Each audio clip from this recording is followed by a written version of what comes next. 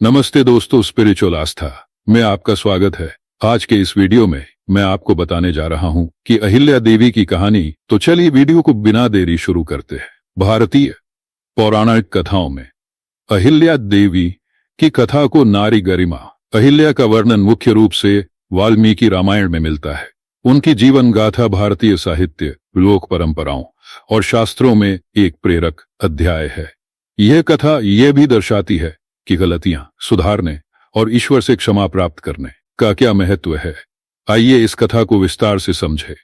अहिल्या का दिव्य जन्म। अहिल्या का जन्म ब्रह्मा जी द्वारा दिव्य संकल्प से हुआ। यह माना जाता है कि ब्रह्मा जी ने अपने तप से एक ऐसी कन्या की रचना की जो अप्सराओं से भी अधिक सुंदर और गुणवान थी।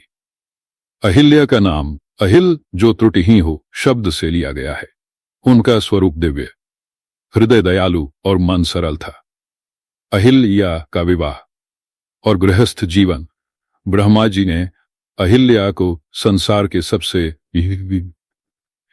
उनकी सुंदरता और गुणों से मोहित थे, पर ब्रह्मा ने उन्हें महर्षि गौतम को समर्पित कर दिया, जो उस समय अपने तप और विद्वता के लिए विख्यात थे। अहिल्या ने गौतम ऋषि की पत्नी बनने के बाद एक आदर्श गृहिणी और साध्वी का जीवन विवेरों का आध्यात्मिक केंद्र के रूप में विकसित कर रहे थे, जहां अनेक शिष्य विद्या और तपस्या में रत थे। इंद्र का छल अहिल्या के अद्वितीय सौंदर्य और शील की प्रसिद्धि स्वर्गलोक तक पहुंच चुकी थी। इंद्र, जो देवताओं के राजा थे, उनके मन में अहिल्या के प्रति मोह जागृत हुआ। इंद्र ने अहिल्या को पाने के लिए एक योजना बनाई। एक दिन जब महर्षि गौतम सुबह के समय नदी में स्नान और सूर्य पूजा करने गए, तो इंद्र ने उनका विष धारण कर लिया और आश्रम में प्रवेश किया। अहिल्या को यह समझने में भूल हो गई कि यह उनके पति नहीं बल्कि इंद्र हैं। इंद्र ने छलपूर्वक उनका मान भंग किया, चाहे अनजाने में ही, परंतु इंद्र के छल का शिकार हुई है।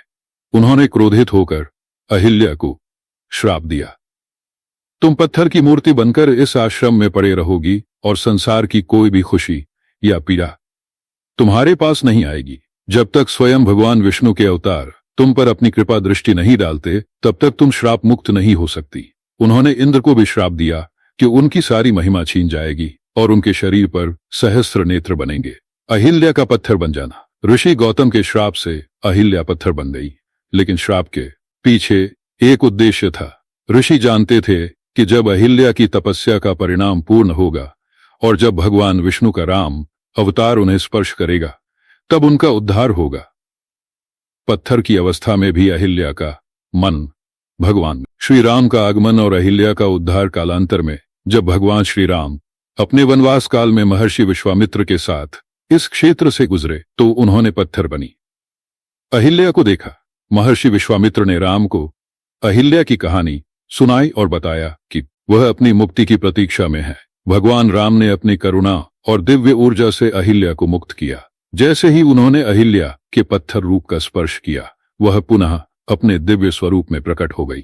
अहिल्या ने भगवान राम को नमन किया और उनकी स्तुति की।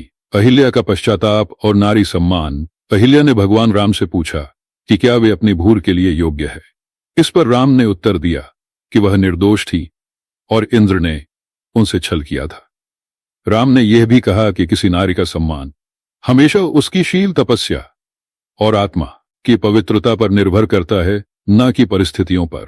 इस प्रकार अहिल्या की कथा नारी सम्मान और आत्मा की शुद्धि का प्रतीक बन गई।